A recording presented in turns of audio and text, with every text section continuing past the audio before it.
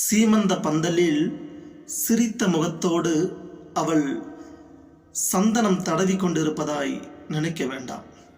அவளுக்குள் பல ஏக்கங்கள், வலி, வேதனைகள் நிறைந்திருக்கிறது. தான் இன்னும் பிரசவ வலியினை அனுபவிக்கவில்லையே, இன்னும் தாயாகவில்லையே என்ற ஏக்கம் அவளுக்குள் தினம் தினம் கண்ணீராய் கரைந்து கொண்டுதான் இருக்கிறது. அவள் கேட்க நினைக்கும் ஒரே ஒரு அழுகுரல்,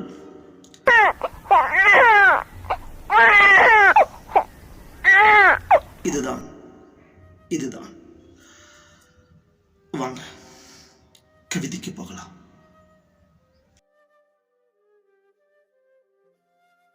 சீமந்த பந்தலில் சிரித்த முகத்தோடு சந்தனம் பூசியவளி சிந்தையின் ஏக்கம் இதோ.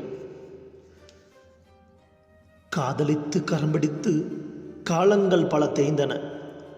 கருவறையில் சிசு தங்க கடவுளை வேண்டி ஓய்ந்தன.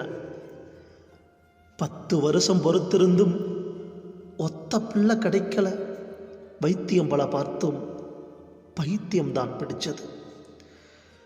வயிறு பெருசாகணும், வளைகாப்பு வைக்கணும், கட்டி இணைத்து முத்தமிட்டு கணவனும் மகிழணும். பிரசவ வலி வேணும், பிரசவிக்க வேணும். ஆணோ பெண்ணோ எதுவாயினும் அழுகுரல் என் செவி தொடணும்.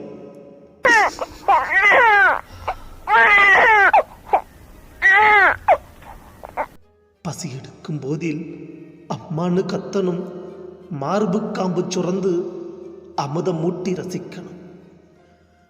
தவழும் அழகினை தனிமையில் ரசித்து, கொஞ்சம் தமிழ் மொழியை கொஞ்சி கொஞ்சி ரசித்து, இரவில் படுக்கையில் இருவருக்கும் இடையில் இதமான அணைப்பில் சுகமாய் உறங்கணும்.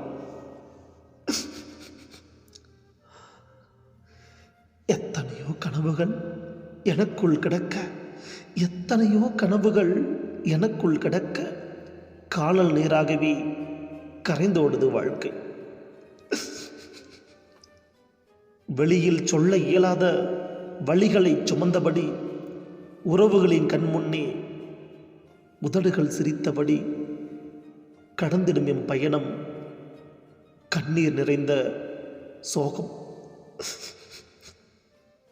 தாய்மை அடையும் வரையும் தனியாது இந்த தாகம் தாகம்.